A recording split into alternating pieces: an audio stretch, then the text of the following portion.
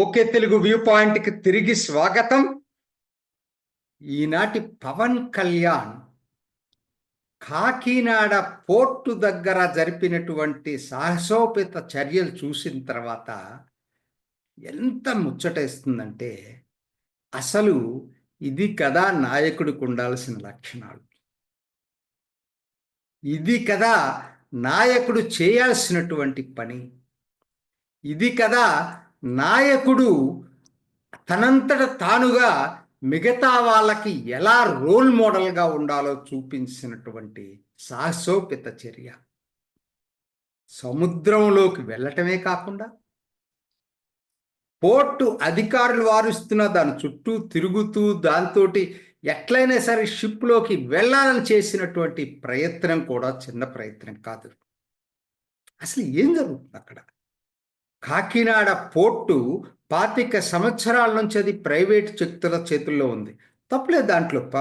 ఇవాళ పబ్లిక్లో ఉన్నా ప్రైవేట్లో ఉన్నా స్మగ్లింగ్ చేసే వాళ్ళకి ఏమి అడ్డు ఉండదండి.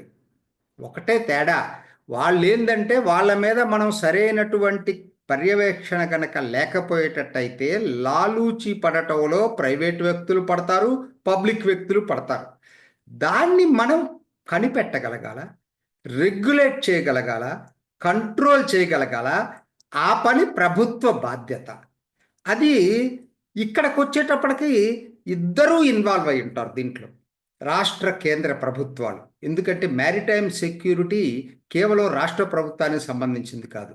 ఎందుకంటే సరిహద్దులండి. ఇది మన సరిహద్దులంటే పాకిస్తాన్, బంగ్లాదేశ్, చైనానే కాదండి. మనకి సరిహద్దులంటే విస్తారమైనటువంటి సముద్ర తీర ప్రాంతం కూడా సరిహద్దే.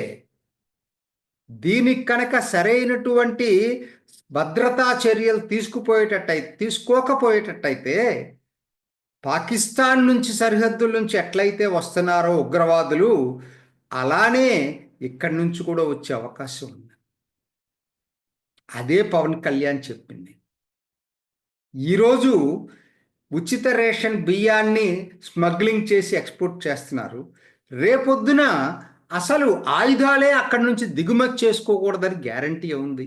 మీకు అసలు ఏదైనా సరే ఎప్పుడైతే మీరు కంట కనిపెడుతున్నారనే భయం ఉంటుందో అప్పుడు ఎవరైనా కూడా ఈ పోర్టు దగ్గర రారు, మన తీరానికి రారు. సో మన తీరం ఇది పర్వాలేదు, ఎవడు పట్టించుకోవట్లేదని చూసుకున్నప్పుడు ఏ పనైనా జరగవచ్చు. గంజాయి స్మగ్లింగ్ జరగవచ్చు, హెరాయిన్ స్మగ్లింగ్ జరగవచ్చు, ఆయుధాలు స్మగ్లింగ్ జరగవచ్చు. కేవలం పీడిఎస్ రైసే కాదండి. ఇది పవన్ కళ్యాణ్ జనాన్ని చైతన్యం చేసింది ఈరోజు. అద్భుతం పవన్ కళ్యాణ్ గారు. మీరు రియల్ హీరోనే కాదు, రియల్ హీరో కూడా. అసలు కాకినాడ పోర్ట్లో చాలా అసలు ఆ వ్యవస్థ ఎంత అస్తవ్యస్తంగా ఉందో చెప్పాడు. 10,000 కార్మికులు ఉన్నారు. 1000 నుంచి 1,500 లారీలు రోజు లోడింగ్ అన్లోడింగ్ జరుగుతూ ఉంది. 16 కంపెనీలు పనిచేస్తున్నాయి. కానీ సెక్యూరిటీ సిబ్బంది కూడా 16 మందే ఉన్నారట. ఎంత దారుణంగా ఉందండి.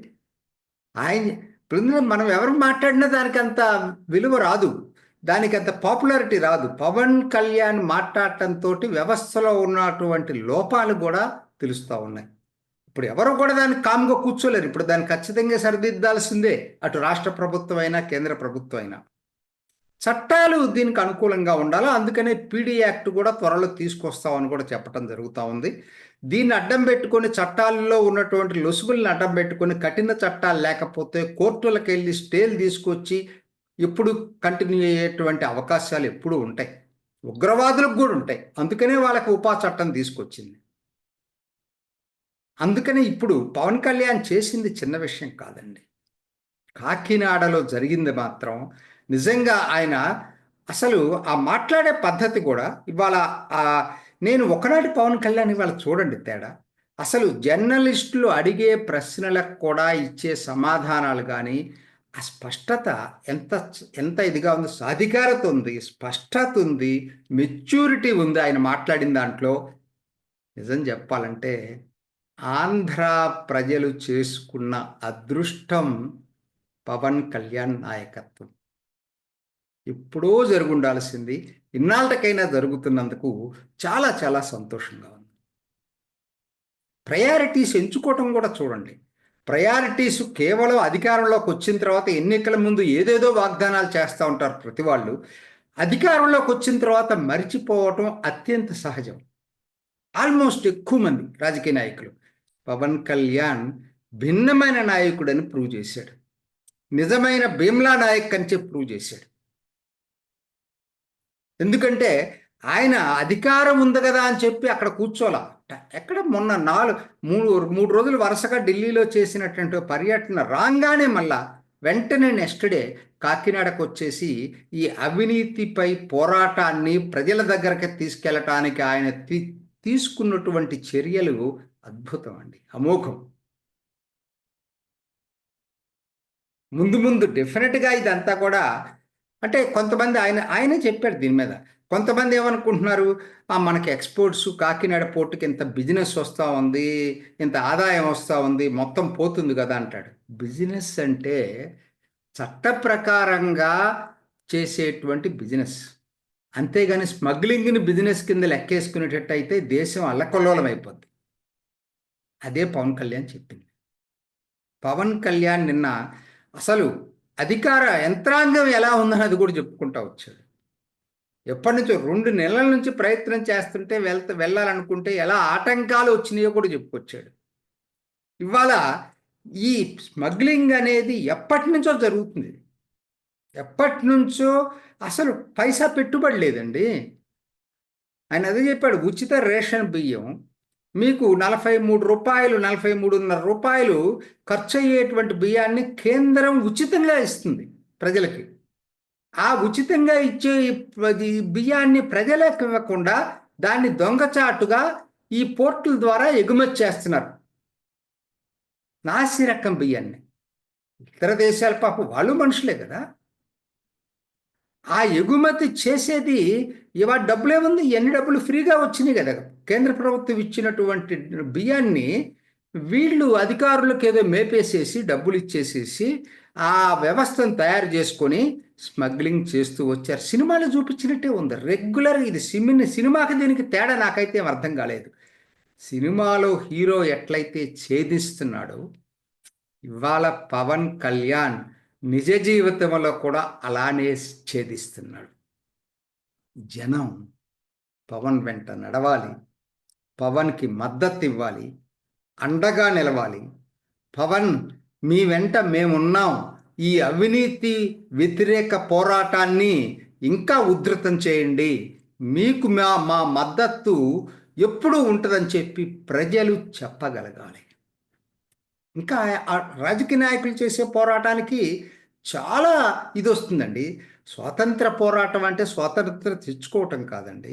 ఇది జనం ఎంతమంది మనందరం కట్టుతున్నటువంటి పన్నుల రూపంలో కట్టే డబ్బులే ఇవన్నీ.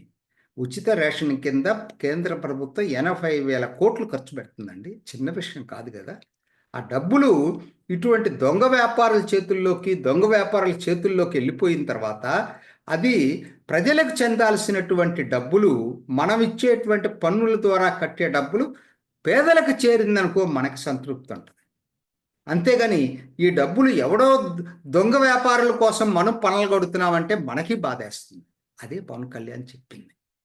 పవన్ కళ్యాణ్ తీసుకున్నటువంటి ఈ పోరాటం అమోఘమైనటువంటి పోరాటం. ఇది ప్రతి రాజకీయ నాయకుడు చేయగలిగుంటే దేశం, సమాజం ఎప్పుడో మారుండేది. కనీసం ఇన్నాళ్ళకి ఒక నాయకుడు వచ్చాడు, మనకు ఒక నాయకుడు దొరికాడు. పవన్ కళ్యాణ్ మీ వెంటే మేమంతా పోరాటం చేయండి, అవినీతిని నిర్మూలించండి, నిజాయితీ కోసం నిలబడండి. మీకు మేమందరం జనమంతా అండగా నిండుగా మీతోటి ఉంటాం. ఇది ఈనాటి ఓకే తెలుగు వ్యూ పాయింట్. ఇంకొక ఎపిసోడ్లో మళ్ళీ కలుసుకుందాం. నమస్తే. చూసారు కదండి. మరి ఈ వీడియో కనుక మీకు నచ్చినట్లయితే ఒక లైక్ కొట్టేసి మీ అభిప్రాయాన్ని కూడా కామెంట్ బాక్స్లో తెలియజేస్తూ ఇలాంటి ఇంట్రెస్టింగ్ అప్డేట్స్ కోసం మా ఛానల్ని సబ్స్క్రైబ్ చేసుకోండి.